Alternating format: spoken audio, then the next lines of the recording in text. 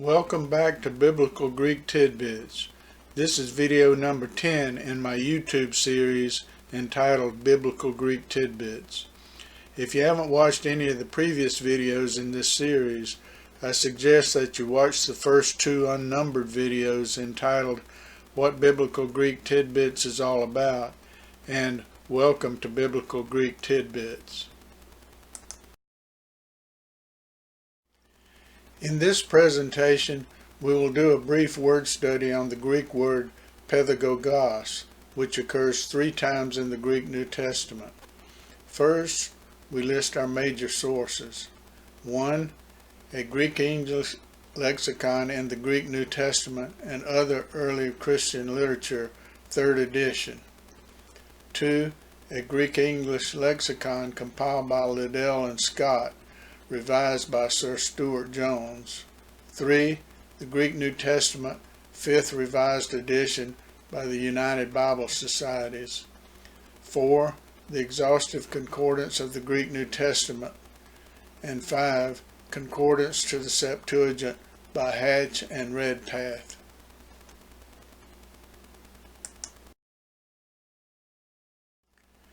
The Greek word παιδαγωγός occurs 3 times in the Greek New Testament, once in 1 Corinthians chapter 4 and twice in Galatians chapter 3. It does not occur at all in the Greek Septuagint. We first look at the 2 occurrences in Galatians 3. For the immediate context, we look at verses 23 through 26. I have underlined the 2 occurrences. I'll read these verses in modern Greek pronunciation. Pratu the elthin tin pistin ipa naman ephrumatha syncliamini istin melusan pistin apocalyphthine oste anamas παιδαγωγός imon yeganen is Christon ina ek pisteos dikao thomen Elthousis detis pistios uketi ipa παιδαγωγών esmen. Pandes gar ii theu este diatis pistios en Christo Isu.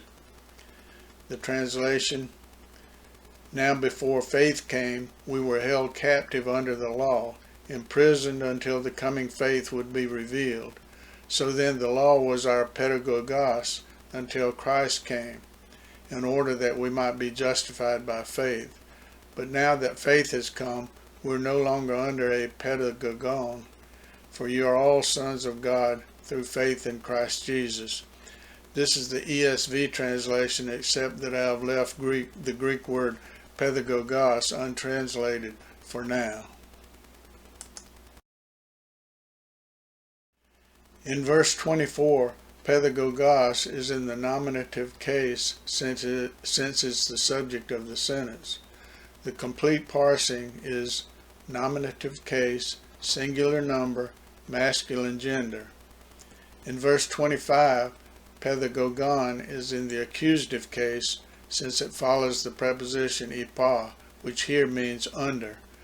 Remember that the preposition ipa can also take the genitive case when the word means by.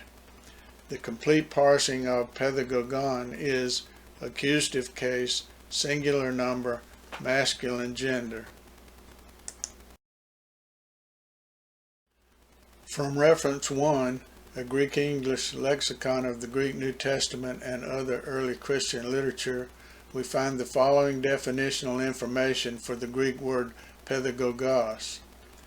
In our literature, one who has responsibility for someone who needs guidance, guardian, leader, guide. As a person to whom respect is due, beside the Father, in 1 Corinthians 4:15.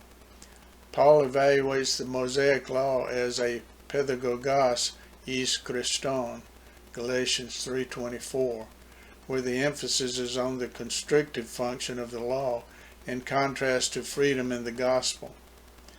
From reference 2, a Greek-English lexicon by Liddell and Scott, we find the following definitional information for the Greek word παιδαγωγός. A slave who went with a boy from home to school and back again. This is a brief aside from the main topic. Although we won't go very far into the matter here, there is controversy about the meaning of the phrase "εις Χριστόν" in Galatians 3:24. The controversy centers around the meaning of the preposition "εις." Some give a telic, that is to say, expressing purpose, meaning to the phrase, and others a temporal meaning, so that some embrace the idea that the purpose of the law is to bring us to Christ, while others embrace the idea that the law is only applicable until the time of Christ. I personally favor the temporal interpretation for several reasons. First, it is clear that those under the law in the Old Testament were not brought to Christ as such. Second, under the New Covenant, the Mosaic law became obsolete. See Hebrews 8:13 in the ESV, NRSV, NASB, NIV, and the Net Bible. Third, the law was good at showing how sinful man was, but had no efficacy in dealing with the removal of sin. See Colossians 3, verses 20 through 23, and Romans 8:3. Beyond this, I will not go further into the controversy. Perhaps a future video will deal with this matter. Παιδαγωγός is the Greek word from which our English word pedagogue is derived. However, the English word pedagogue, the way it is usually employed, is not the same as παιδαγωγός in biblical Greek. We usually think of a pedagogue simply as a teacher, or sometimes a more pedantic teacher. But in ancient times, the παιδαγωγός was generally a slave who accompanied a boy to and from school and was otherwise his protector and disciplinarian until he came of age. Of course, this did include a certain amount of instruction, but the central purpose was not as a formal teacher or instructor. Two important aspects of the παιδαγωγός. One, the temporary nature of the παιδαγωγός, and two, the relationship between the boy and his παιδαγωγός was generally one of respect and usually fear rather than love or affection. The other occurrence of the word παιδαγωγός, or rather its plural, is in 1 Corinthians chapter 4, verse 15. For the immediate context, we look at verses 14 through 16. Uk entrepon imas grapho tafta, al os technamu agapita nutheton, eangar mirius παιδαγωγούς ekite en Christo, al u palus pateras engar Christo isu, diatu evangeliu ego imas eyenisa, parakala un imas mimite mu yiniste.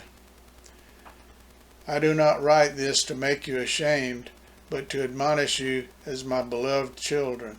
For though you have countless παιδαγωγούς in Christ, you do not have many fathers. For I became your father in Christ Jesus through the gospel. I urge you then, be imitators of me. This is the ESV translation, except that the Greek word παιδαγωγούς is left untranslated for now. The parsing of παιδαγωγούς is accusative case, plural number, masculine gender. Here, παιδαγωγούς is used as the direct object. In these verses, Paul is clearly contrasting παιδαγωγούς, plural of παιδαγωγός, with fathers, and represents the role of the father as superior to the role of the παιδαγωγός. Paul is their spiritual father. Engar Christo isu diatu evangeliu ego imas eyenisa. Literally, for in Christ Jesus, through the gospel, I gave birth to you. Paul's relationship with the Corinthian church is one of deep love, such as a father for his children, rather than one that simply demands respect. With regard to Galatians 3:24 and 25, here are some of the ways the word παιδαγωγός has been translated. Disciplinarian by the New Revised Standard Version, schoolmaster by the King James Version, guardian by the Net Bible, the English Standard Version, and the NIV, the New International Version, tutor by the New American Standard Bible and the American Standard Version, custodian by the Revised Standard Version. Although none of these seem to fully capture the idea of the παιδαγωγός in Hellenistic times, guardian and custodian, in my mind, seem to be the best one-word choices, and at least to me, schoolmaster seems to be the least suitable. With regard to 1 Corinthians 4:15, here are some of the ways the plural of the word παιδαγωγός, that is to say, παιδαγωγούς, has been translated. Guardians by the NRSV, the Net Bible, and the NIV, instructors by the KJV, guides by the ESV and RSV, tutors by the NASB and the ASV. Based on the context, guardians and guides, in my mind, seem to be the best one-word choices of those listed, and, at least to me, instructors and tutors seem to be the least suitable choices of those listed. As always, I defer to real scholars on all aspects of biblical Greek. Thank you for watching.